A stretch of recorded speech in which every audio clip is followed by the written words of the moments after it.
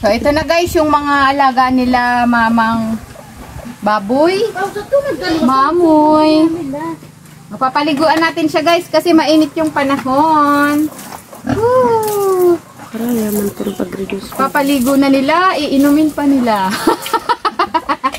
Uy! Oh, ayan na, inom na. Ang lapit ko na din. Oh, iinom sila guys dyan. At the same time, liliguan natin para maging presko yung kanilang pakiramdam dahil sobrang init ng panahon ngayon guys. Oh, tuwang-tuwa ang mga mamoy. Mamoy na mo.